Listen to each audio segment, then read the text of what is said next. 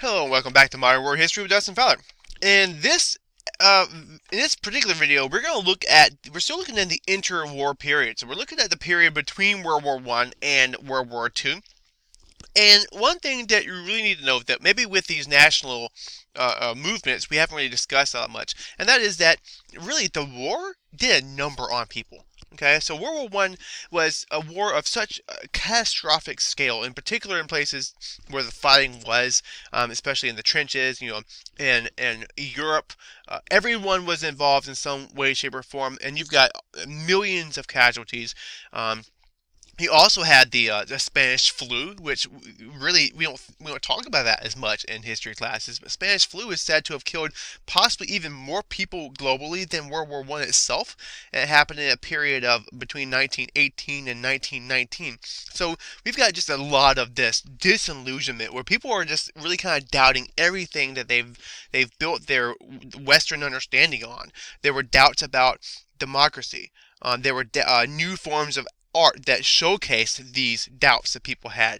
Now, there also are going to be some tech innovations, so we're going to look at the emergence of different things like radios and movies. You got Charlie Chaplin here, this fellow. You can go on YouTube and see a bunch of his stuff. He's actually pretty hilarious. I'm not sure if you guys ever had the opportunity. I had many classes, and even as a world history teacher myself, have shown Charlie Chaplin films because they do a pretty good job at showing what was being thought of at the time. But he's hilarious. I highly recommend going in there and watching him. But uh, automobiles become affordable to the middle class. Airplanes, you've got Charles Lindbergh right here, who was the first person to fly from New York City to Paris. You've got Amelia Earhart, a female pilot here as well.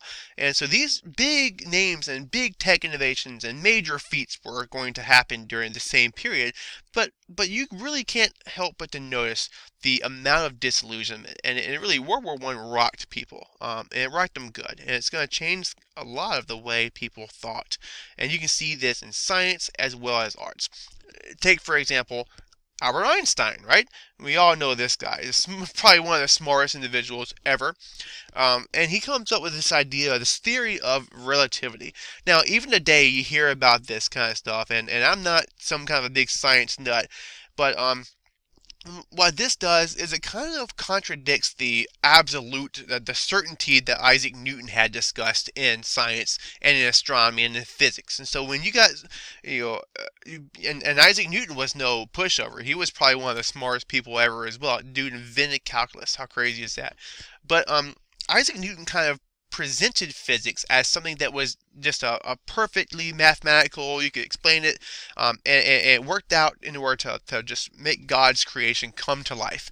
And everybody looked at it and saw, we like Isaac Newton's talk about how perfect and absolute physics is.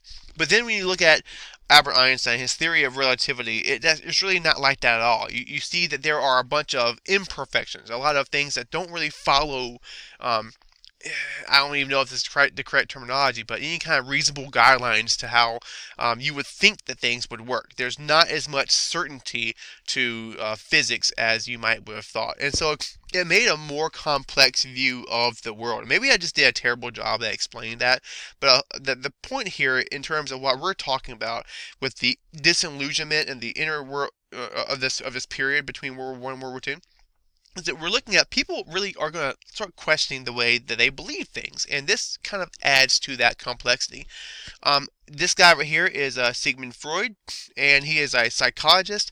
Really, psychology was something that was only just beginning to emerge during this time, but what Freud does is he studies the unconscious irrational mind, and so he starts to think, well, all these different things, these talks of reason, the things that had made up the Enlightenment period, he starts to put that stuff into question, and so people are gonna he's gonna label people as beyond reason. Like there are some just people just do unreasonable things, and not you can't always guide your life based on that or whatever. And people are going to start looking at this and thinking, wow, it's going to rock their faith in reason, in democracy, in Western enlightened thinking.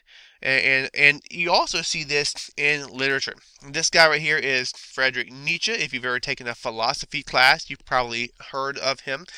And what he does is he questions reason as well. All right, like the Enlightenment thought. He questions progress in religion as well. He's very, very staunchly atheist, so he was not religious in of himself. But this is going to be reflected in poetry as well. And actually, I'm not talking specifically about Nietzsche, even though all these things would have been applied to him. But we're looking at changes in literature and as a subject matter. So all of these different things you can see them reflected in poetry. Literature reflected societal concerns, such as Freud's unconscious mind, such as the lack of faith that people are going to have in democracy, for example. Existentialism is a philosophy centered on the idea of no universal meaning to life, which again is kind of a new thing people are going to start thinking of. Is what is the point? How do we find this meaning that we have? Why are we here? And so people start to think about these things, and they think about it in terms of meaning being determined by the choices and actions that people are going to make. So almost like there's no universal meaning, but we choose what that meaning is going to be. And Friedrich Nietzsche was one of these individuals, and he believed that Western enlightened ideas actually stifle creativity, which is again very, very shocking for people who don't really want to hear or consider that. And so you can really can't see how much this disillusionment with World War One has affected society through art and culture. Um, Focusing specifically on art, uh, there was a rebellion against the realistic styles that had made up the artistic world up to this point, and you start seeing people like Picasso and Cubism. So what he does is he kind of makes these grotesque, deformed-looking pieces of art that kind of reflect the mentality that society had about this time period. He wanted to reflect the abstract, uncertain world in which they lived during this period. And this form of art becomes known as something called Surrealism, which is a link of the world of dreams to that of reality. And this was also something that was discussed in Freud's work. So all these things you can see are coming together to kind of explain how society felt. And so the word surreal actually means beyond or above reality. And you can see, I'd say probably the single best example of what surreal art is Salvador Dali's Persistence of Memory. I'm sure you guys have seen this painting before. But you got the clocks everywhere and they're just flopping around, and you've kind of got what looks like a landscape in the background, but then it doesn't really make sense. Um, I'm no art teacher, but I love this work of art because I do feel like even though I can't describe it well, it does a very good job at being an artistic representation and demonstration of the feelings people had. And then even your music, you got people like Stravinsky, they're going to create harsh, dissonant sounding compositions that kind of contrast with what we would traditionally feel at would be I guess appropriate in an orchestral arrangement. And then also you've got jazz in the United States. Now jazz kind of is this very um, free sounding music that emerged in the 20s in the United States, and it does kind of represent the fun and the freedom that the United States was experiencing during this period, because we're looking at the 20s.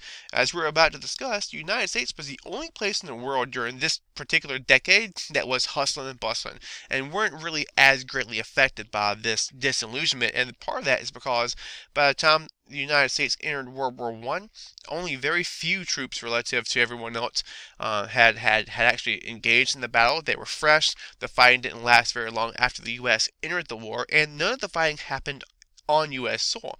And so, because of the way reparations went down, the United States were the ones that were able to benefit the most because they were economically strong, and they helped to pay out loans to the West, and would be having those loans back in interest. And so the last thing that I wanted to point out in this particular video before we move on to the next is that in society and technology, and look at this lady right here. This right here is what we call a flapper, okay? And it's mostly associated with the 1920s. Every now and again, you might still see women who kind of look like this. I mean, I guess people can be anything they want today, but what this did was it represented a particular kind of woman, a young woman who uh, uh, enjoyed herself while flouting conventional standards of behavior. In other words, what they're going to do is they're going to look at how traditionally people are going to perceive a housewife of the United States, and they're going to completely like turn that upside down and go have fun and do things that are quote unladylike, or have short dresses like you would see here, or smoke cigarettes or drink, and hang out with men and things like that, stuff that usually you wouldn't see women doing during this time period. Today, standards have changed so radically. So you might be listening to this thinking, "Wow, well, women do that stuff all the time in college or any time." But this really was a very new thing that represented the new women's movement, really, during this period where they get the right to vote, and they have a higher standing in society anyway, and they continually push the standards, so that they can become, I guess, more on equal footing with men. And so these are here are all some of the characteristics you would see going down. This one here is a big one here as well. There was a movie about this recently. Not recently, but it was an HBO movie. I don't know why I can't think of what it was. That does a good job at showing how some of these women advocated for these very, very, at the time, very liberal reforms, such as birth control. And we all know, especially if you live in the South, for example, that you don't talk about birth control. You talk about abstinence, right? And so these women were talking about things that could allow them to live their life in a way that they ought to be able to live it, rather than a way that society deems appropriate. So anyway, um, women also did some of the men's work during World War One that we'd already talked about, and so that kind of also helps to roll them over the edge of from being able to not vote into being able to vote and have more rights. And then also, besides just women in society, you see technology is going to change lives. People are going to be able to access loans, so that individuals who usually maybe wouldn't be able to buy a car or buy certain types of household appliances would be able to do this. Washing machines, vacuums, and other types of technology we take for granted becomes accessible now for the majority of households. And automobiles ended up using internal combustion engines running on gasoline, which made them more affordable and more usable for the general populations. And so you start to see these things change there in the 1920s in the United States, but it's all going to come to a end, or I guess the U.S. prosperity will come to an end during the 1930s due to the Great Depression, which is going to be a subject of our next video. I'll see you there.